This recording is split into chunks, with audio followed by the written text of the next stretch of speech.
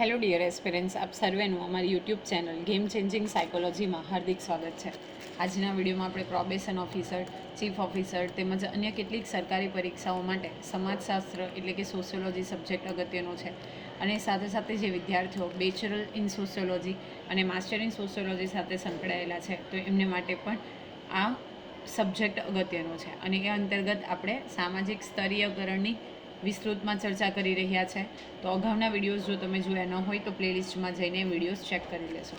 અગાઉના વિડીયોની અંદર આપણે અનુસૂચિત જાતિ that is SC community schedule caste, અનુસૂચિત જનજાતિ that is ST community schedule tribes and other backward classes એટલે કે અન્ય જે આર્થિક અને સામાજિક રીતે પછાત વર્ગ છે, અધર backward classes that is OBC, તો એમની બંધારણીય માન્યતા, એમની પાછળ કઈ કઈ સમિતિઓની રચના કરવામાં આવી, બંધારણની જો આપણે વાત કરીએ તો એમાં અનામતની જોગવાઈ કેવી રીતે કરવામાં આવી, કયા પંચોની રચના થઈ, પંચોએ અહેવાલ જે રજૂ કર્યા એ કયા બેઝિસ ઉપર રજૂ કર્યા, ઓકે, એનો સ્વીકાર થયો કે કેમ, એ બધી વસ્તુઓની આપણે ડિટેલમાં ચર્ચા કરી હતી. હવે આજના વિડીયોની અંદર આપણે ભારતના બંધારણના પરિપ્રેક્ષ્યમાં અનુસૂચિત જાતિ, અનુસૂચિત જનજાતિ અને અન્ય પછાત સમૂહો માટે કઈ કઈ જોગવાઈઓ કરવામાં આવી છે તો એ વિશે ચર્ચા કરવાના છે. તો ભારતનું બંધારણ એટલે કે કોન્સ્ટિટ્યુશન ઓફ ઇન્ડિયા અને અનુસૂચિત જાતિ, અનુસૂચિત જનજાતિ અને અન્ય પછાત સમૂહો. તો ઇન્ડિયન કોન્સ્ટિટ્યુશનના પરિપ્રેક્ષ્યની અંદર અનુસૂચિત જાતિ એટલે કે SC category schedule caste, then અનુસૂચિત જનજાતિ એટલે કે એસટી કેટેગરી અને પછી છે અન્ય પછાત વર્ગો that is OBC, other backward classes. Okay, તો એમની ભારતના બંધારણના પરિપ્રેક્ષ્યમાં કેવી રીતે જોગવાઈ છે તો એ વિશેની આપણે ચર્ચા કરીએ. પ્રજાસત્તાક ભારતે પોતાનું આગવું બંધારણ સ્વીકાર્યું. હવે આપ સૌ જાણો છો એ પ્રમાણે 15 ઓગસ્ટ 1947ના રોજ ભારત દેશ જે છે એ આઝાદ થાય છે અને 26 જાન્યુઆરી 1950 એટલે કે 26 જાન્યુઆરી 1950ના રોજ ભારત પોતાનું બંધારણ જે છે એ એક્સેપ્ટ કરે છે, સ્વીકારે છે, એન્ફોર્સ્ડ કરવામાં આવે છે. ડૉક્ટર બી.આર. આંબેડકરે ભારતની બંધારણ સંબંધિત ડ્રાફ્ટ કમિટીના અધ્યક્ષ તરીકે ભૂમિકા ભજવી હતી. તો આ પણ અગત્યનું છે કે ડૉક્ટર બી.આર. આંબેડકર, બાબા સાહેબ આંબેડકર જે છે એ બંધારણની જે ડ્રાફ્ટિંગ કમિટી હતી તો એના હેડ તરીકે એટલે કે એમને બંધારણના ઘડવૈયા તરીકે ઓળખવામાં આવે છે, આર્કિટેક્ટ ઓફ ઇન્ડિયન કોન્સ્ટિટ્યુશન. પરંતુ જો આપણે બંધારણ સમિતિની વાત કરીએ એટલે કે કોન્સ્ટિટ્યુઅન્ટ એસેમ્બલીની વાત કરીએ તો ડૉક્ટર રાજેન્દ્ર પ્રસાદ જે છે એના હેડ હતા અને ડ્રાફ્ટિંગ કમિટીના હેડ પૂછવામાં આવે તો ડૉક્ટર બી.આર. આંબેડકર અને કોન્સ્ટિટ્યુઅન્ટ એસેમ્બલી પૂછવામાં આવે તો ડૉક્ટર રાજેન્દ્ર પ્રસાદ. ભારતના ઘડવૈયાઓએ ભારતને એક સાર્વભૌમ, સમાજવાદી અને બિન સાંપ્રદાયિક, લોકતંત્રાત્મક અને પ્રજાસત્તાક તરીકે સંસ્થાપિત કરવાનો ગંભીરતાપૂર્વકનો સંકલ્પ કર્યો. ઓકે, સાર્વભૌમ દેશ એટલે કે પોતાના ડિસિઝન્સ પોતે જાતે લઈ શકે, સમાજવાદી, બિન સાંપ્રદાયિક, જ્યાં કોઈ પણ પ્રકારના જે દેશ છે એનો કોઈ ધર્મ ન હોય એટલે કે રાજકીય ધર્મ ન હોય, લોકતંત્રાત્મક, લોકો દ્વારા એનું જે તંત્ર છે, મેનેજમેન્ટ છે એ કરવામાં આવે, અને પ્રજાસત્તાક એટલે કે the people are in the centre. તો એ તરીકે પ્રસ્થાપિત કરવાનો આ જે ભારતની બંધારણીય કમિટી છે, કોન્સ્ટિટ્યુઅન્ટ એસેમ્બલી છે, સંકલ્પ કરે છે. દરેક નાગરિકને ન્યાય, સ્વતંત્રતા, સમાનતા અને બંધુતા મળી રહે એવી જોગવાઈ કરવામાં આવી. પ્લસ દરેક નાગરિકને ન્યાય મળી રહે, સાથે સાથે સ્વતંત્રતા મળી રહે, સમાનતા મળી રહે અને બંધુતા મળી રહે, તો એવી જોગવાઈ પણ આપણા ભારતના બંધારણમાં કરવામાં આવી. બંધારણમાં કેટલાક સમૂહોને વિશિષ્ટ લાભ આપવા માટે અલગ તારવવામાં આવ્યા, જેવા કે અનુસૂચિત જાતિ, અનુસૂચિત જનજાતિ, સામાજિક અને શૈક્ષણિક રીતે પછાત સમૂહો એટલે કે એસસીબીસી. આ ઉપરાંત લઘુમતીઓ માટે પણ કેટલીક વિશેષ જોગવાઈઓ કરવામાં આવી. હવે જો આપણે વાત કરીએ તો બંધારણના જે કેટલાક સમૂહો હતા તો એને વિશિષ્ટ પ્રકારનો લાભ મળે એ માટે એને અલગ તારવવામાં આવે છે. એમાં અનુસૂચિત જાતિઓ એટલે કે એસસી કેટેગરી, અનુસૂચિત જનજાતિઓ એટલે કે એસટી, સામાજિક અને શૈક્ષણિક રીતે પછાત એટલે કે સોશિયલી અને educationally backward classes that is SCBC, અને સાથે સાથે જે લઘુમતીની જે કેટલીક જાતિઓ હતી તો એને અલગ કરવામાં આવી જેથી કરીને એમને વિશિષ્ટ લાભ મળી શકે. હવે બંધારણ અને અનુસૂચિત જાતિઓ વિશેની આપણે ડિસ્કશન કરીએ તો અનુસૂચિત જાતિઓને બંધારણમાં ખાસ સંરક્ષણ આપવામાં આવ્યું. જે અનુસૂચિત જાતિઓ છે એટલે કે એસસી કમ્યુનિટી, તો એને ખાસ પ્રકારનું જે સંરક્ષણ છે એ બંધારણમાં આપવામાં આવ્યું. સામાજિક અન્યાયો અને શોષણમાંથી બંધારણીય રીતે મુક્તિ આપવામાં આવી. એટલું જ નહીં, આ માટે રાજ્યને ફરજ પણ પાડવામાં આવી છે. ઓકે, એ સમયની વાત કરીએ તો આજે અમુક કેટલીક જાતિઓ હતી એ સામાજિક અન્યાય અને શોષણનો ભોગ બની હતી. તો એમાંથી એમને બંધારણીય ઓફિશિયલ રીતે મુક્તિ આપવામાં આવી અને સાથે સાથે જે તે રાજ્યને પણ ફરજ પાડવામાં આવી કે આવી જે જાતિઓ છે એની કેર કરવામાં આવે, એમની ઉપર એમને ચોક્કસ પ્રકારનું સંરક્ષણ જે છે પ્રોવાઈડ કરવામાં આવે. બંધારણના ત્રીજા ભાગ ઉપરાંત નાગરિકના મૂળભૂત અધિકારોની કેટલીક જોગવાઈઓમાં કરવામાં આવી આ વિશેની માહિતી આપણે અગાઉ પણ મેળવી છે. ઓકે, તો ત્રીજા ભાગમાં બંધારણનો ત્રીજો ભાગ જે છે એમાં અને જે નાગરિકના મૂળભૂત અધિકારો છે તો એ વસ્તુમાં આજે બેઝિકલી અનુસૂચિત જાતિઓ છે તો એમનો ઉલ્લેખ કરવામાં આવ્યો છે. હવે અગત્યનું છે કે બંધારણીય જોગવાઈઓ તો કઈ જોગવાઈઓ કલમમાં અનુસૂચિત જાતિઓ વિશે ઉલ્લેખ છે. તો બંધારણની કલમ નંબર 14 થી 17 એટલે કે 14, 15, 16, 17, ધેન 46, 46, 330, 332, 334 અને 335. તો આ બધી કલમ તમારે યાદ રાખવાની છે.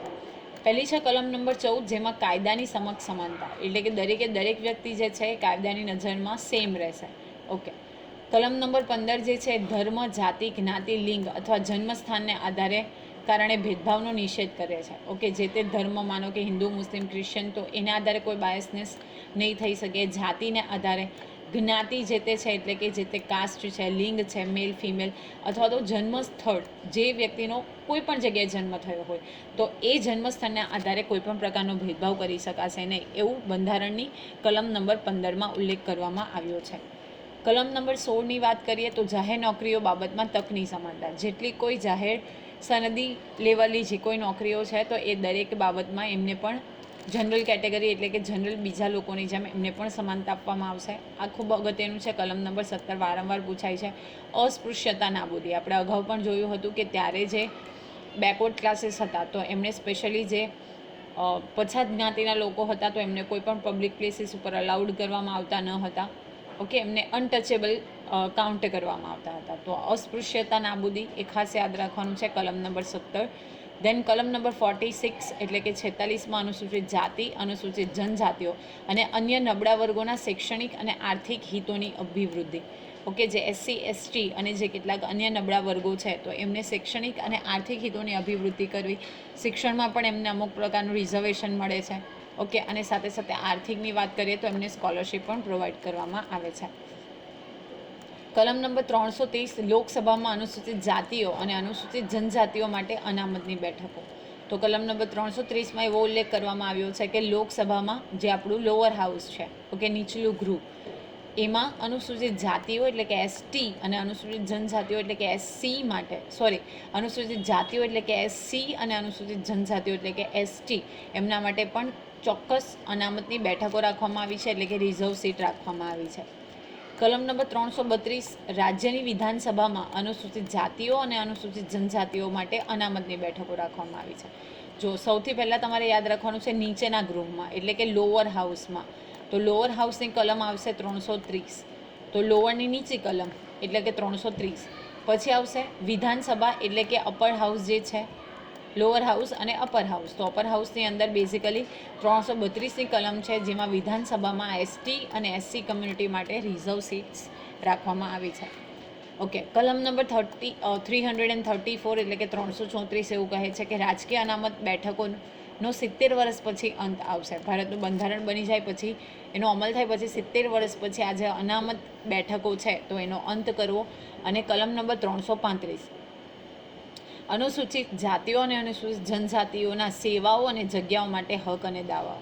ઓકે, એમની સેવાઓ અને જે જગ્યાઓ છે તો એના માટે પોતે હક દાવો કરી શકે. તો આટલી બંધારણીય જે ભારતના બંધારણ સંબંધિત જે કલમો છે એ તમારે યાદ રાખવાની છે. કલમ નંબર 14 કાયદા સમક્ષ સમાનતા. કલમ નંબર 15 ધર્મ, જાતિ, જ્ઞાતિ, લિંગ અથવા જન્મસ્થાનને આધારે ભેદભાવનો નિષેધ. કલમ નંબર 16 જાહેર નોકરીઓની બાબતમાં તકની સમાનતા. 17 અસ્પૃશ્યતા નાબૂદી. 46 એમાં ST, SC માટે શૈક્ષણિક અને આર્થિક હિતોની અભિવૃદ્ધિ. 330ની અંદર લોકસભામાં અનામત સીટો. 332 એમાં રાજ્યસભામાં. 34માં 70 વર્ષ પછી અનામતનો અંત કરવો અને 335માં સેવા અને જગ્યાઓ માટેના હક અને દાવાઓ. હવે આપણે જોઈએ અનુસૂચિત જાતિ કલ્યાણ યોજનાઓ. જે SC કમ્યુનિટી છે તો એ માટે કઈ જાતિ કલ્યાણની યોજનાઓ છે તો એની વાત કરીએ તો ભારત સરકાર અને ગુજરાત સરકારે અનુસૂચિત જાતિ કલ્યાણ યોજનાઓ અને કાર્યક્રમો દ્વારા ઉત્કર્ષ પ્રવૃત્તિઓ હાથ ધરી છે. ઓકે, એમનું ડેવલપમેન્ટ થાય, એમનું ઉત્કર્ષ થાય, તો એના માટે ભારત સરકાર અને ગુજરાત સરકાર દ્વારા કેટલાક કાર્યક્રમો શરૂ કરવામાં આવ્યા છે. સરકાર દ્વારા અનુસૂચિત જાતિઓના શિક્ષણ માટે યુનિફોર્મ, આશ્રમ શાળા, છાત્રાલય, ફી માફી, પ્રતિભાશાળી વિદ્યાર્થીઓને પ્રોત્સાહન, અસ્વચ્છ વ્યવસાયમાં રોકાયેલા વાલીઓના બાળકોને શિષ્યવૃત્તિ, નિઃશુલ્ક ભોજન, ઓછા વ્યાજે લોન, વિદેશી તાલીમ વગેરે માટે સરકાર પ્રોત્સાહિત કરે છે. હવે જો બેઝિકલી આપણે અનુસૂચિત જાતિની વાત કરીએ, એસસીની, તો એના શિક્ષણ માટે ફ્રીમાં યુનિફોર્મ, આશ્રમ શાળામાં ફ્રી એજ્યુકેશન, છાત્રાલય એટલે કે હોસ્ટેલની સુવિધા, એમને ફી માફી કરવામાં આવે છે. પ્રતિભાશાળી વિદ્યાર્થીઓ હોય એને સ્કોલરશિપ આપવામાં આવે છે. હવે અસ્વચ્છ વ્યવસાય, મજૂરી કામમાં રોકાયેલા જે પેરેન્ટ્સ હોય તો એના બાળકોને શિષ્યવૃત્તિ, નિઃશુલ્ક ભોજન એટલે કે ફ્રી ઓફ કોસ્ટમાં એમને ખાવાનું, ઓછા વ્યાજની દરે લોન પ્રોવાઈડ કરવામાં આવે છે. વિદેશમાં જવું હોય તો એના માટે તાલીમ, તો આ બધી વસ્તુ માટે સરકાર એમને પ્રોત્સાહન આપે છે. અનુસૂચિત જાતિઓના આર્થિક વિકાસ માટે ખેડૂતોને સહાય, લઘુ ઉદ્યોગ માટે લોન, તબીબી સ્નાતકો, વકીલો વગેરેને લોન, ઉપરાંત મહિલા ઉદ્યોગ સાહસિકોને મદદ કરાય છે. પ્લસ જે આઈસી કમ્યુનિટી છે તો એના ખેડૂતોને સહાય આપવામાં આવે છે. જો તમારે સ્મોલ સ્કેલ ઉપર કોઈ ઉદ્યોગ એસ્ટાબ્લિશ કરવો હોય તો એના માટે લોન આપવામાં આવે છે. તબીબી સ્નાતકો જે છે એટલે કે જેને ડૉક્ટરના ફિલ્ડમાં જવું છે, ઓરેલ્સ વકીલ છે, એડવોકેટ છે, તો એમને પણ લોન જે છે પ્રોવાઈડ પૂરી કરવામાં આવે છે. પ્લસ મહિલા ઉદ્યોગ છે, કોઈ મહિલાને એનો પોતાનો ગૃહ ઉદ્યોગ એસ્ટાબ્લિશ કરવો હોય અથવા કોઈ ઉદ્યોગ એસ્ટાબ્લિશ કરવો હોય તો સરકાર એમને મદદ કરે છે. આ ઉપરાંત આંતરજ્ઞાતીય લગ્નને પ્રોત્સાહન, ગરીબી રેખા નીચે જીવતા લોકોના ઘર બાંધવા, સમૂહ લગ્નને પ્રોત્સાહન, સમૂહ વીમા અને કેટલીક આફતો પર સહાય આપવાનું વિચારાયેલું છે. કે આંતરજ્ઞાતીય લગ્નને પ્રોત્સાહન, ગરીબી રેખા એટલે કે જે બિલો પોવર્ટી લાઇનની નીચે જીવે છે તો એ લોકોને ઘર બાંધવા માટે સહાય આપવામાં આવે છે. સમૂહ વીમા, કેટલીક કુદરતી આફતો હોય તો ઇન ધેટ કેસ પણ સહાય આપવાનું વિચારેલું છે. હવે ભારતમાં આદિવાસીઓના વિકાસ અર્થે વિવિધ વિકાસ કાર્યક્રમોનું પણ આયોજન થયું છે. તો આદિવાસી વિકાસ માટે કયા કયા કાર્યક્રમો જે છે સરકાર ચલાવી રહી છે તો એ વિશે આપણે વાત કરીએ. તો અનુસૂચિત જનજાતિને ધ્યાનમાં લઈને ઘડાયેલ કાર્યક્રમો 1951ના વર્ષમાં પંડિત જવાહરલાલ નહેરુએ આપેલ પંચશીલો સિદ્ધાંત, આ અગત્યનું છે. ઓકે, પંચશીલો સિદ્ધાંત કોના દ્વારા આપવામાં આવ્યો હતો? પંડિત જવાહરલાલ નહેરુ. 1956માં અનુસૂચિત જનજાતિના વિકાસ માટે આદિવાસી બ્લોક એટલે કે અલગ અલગ ક્લસ્ટર્સની રચના 1961માં, ગુજરાત આદિવાસી વિકાસ નિગમની રચના 1972, સંકલિત આદિજાતિ વિકાસ પ્રોજેક્ટ 1974, ગુજરાત રાજ્ય વન વિકાસ નિગમ 1976, અનુસૂચિત જનજાતિના કુટુંબને ગરીબી રેખાની ઉપર લાવવા ગરીબી નિવારણના કાર્યક્રમો 1982, અનુસૂચિત જનજાતિ સહકારી બજાર સંઘ નાણાકીય સંસ્થા 1987, રાષ્ટ્રીય અનુસૂચિત જાતિ અને જનજાતિ નાણાં અને વિકાસ નિગમ 1989, અનુસૂચિત જાતિ જનજાતિ અત્યાચાર નિવારણ ધારો 1989, પંચાયતોમાં પ્રતિનિધિત્વ સંદર્ભે બંધારણનો 73મો અને 74મો સુધારો 1993, પંચાયત સંદર્ભે પેસા.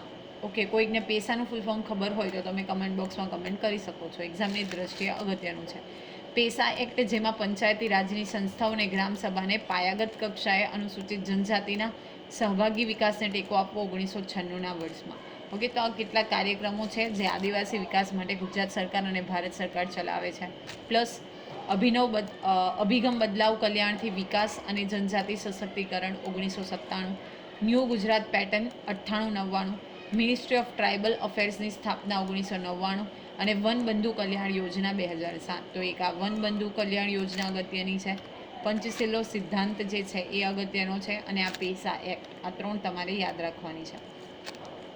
હવે અન્ય પછાત સમૂહો એટલે કે અધર બેકવર્ડ ક્લાસીસ છે તો એના માટે ભારત અને ગુજરાતમાં વિવિધ કલ્યાણ યોજનાઓ છે તો એ વિશેની માહિતી આપણે મેળવીએ. તો સૌપ્રથમ શૈક્ષણિક યોજનાઓમાં આવક મર્યાદાને ધ્યાનમાં રાખીને ટ્યુશન ફી તેમજ પરીક્ષા ફીમાંથી મુક્તિ આપવી. ઓકે, જે ચોક્કસ આવક મર્યાદા છે એને અનુલક્ષીને જે ટ્યુશન ફી છે એ અને સાથે સાથે પરીક્ષા ફી છે તો એમાંથી મુક્તિ આપવી. વિવિધ અભ્યાસક્રમો માટે શિષ્યવૃત્તિ પ્રોવાઈડ કરવી એટલે કે સ્કોલરશિપ્સ આપવી.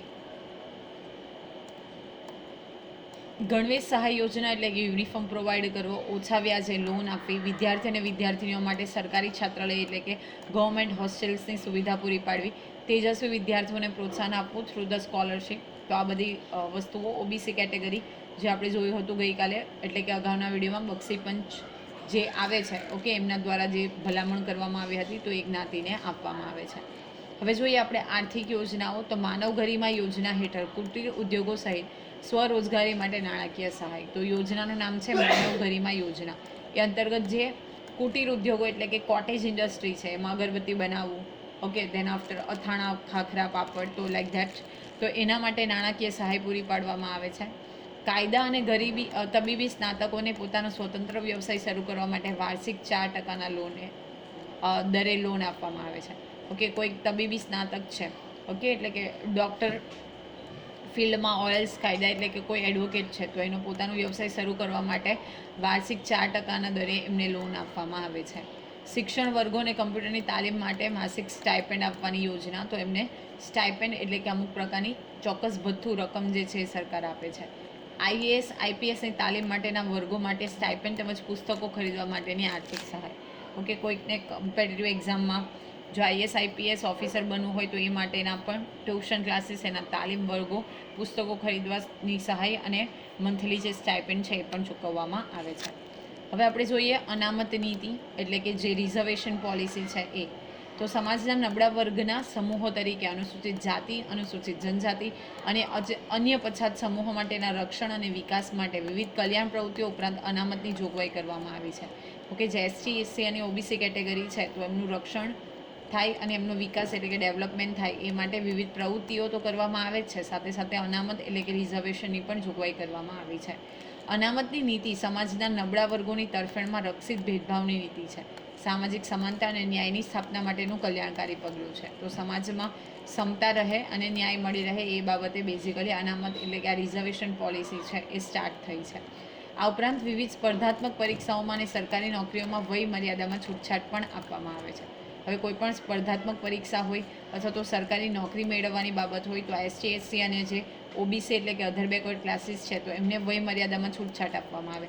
ફોર એક્ઝામ્પલ, ઓપન કેટેગરી માટે 35 છે તો એ કેટેગરી માટે 40 અથવા તો 38 હશે. ઓપન કેટેગરી માટે 30 છે તો એમના માટે 33 ઓર 35 હશે. પ્લસ જે સ્પર્ધાત્મક પરીક્ષાઓ છે તો એમાં પણ એમને છૂટછાટ આપવામાં આવે છે, જેથી કરીને સમતા અને ન્યાયની સ્થાપના માટે બેઝિકલી સરકાર જે છે એ વર્ક કરી શકે. તો આજના વિડીયોમાં આપણે બેઝિકલી ભારતના બંધારણના પરિપ્રેક્ષ્યમાં જે એસટી, એસસી અને ઓબીસી કેટેગરીઝ છે તો એને કેવી રીતે સ્થાન આપવામાં આવ્યું છે એ અંગેની ડિટેલમાં ચર્ચા કરી. આશા છે કે આ વિડીયોમાં તમને સમજ પડી હશે. વિડીયો પસંદ પડે તો વિડીયોને લાઇક કરી અને શેર કરવાનું ભૂલશો નહીં. અને આવા જ વધુ વિડીયોની અપડેટ્સ મેળવવા માટે even you can subscribe our YouTube channel game changing psychology. Thank you for watching the video. Have a nice day.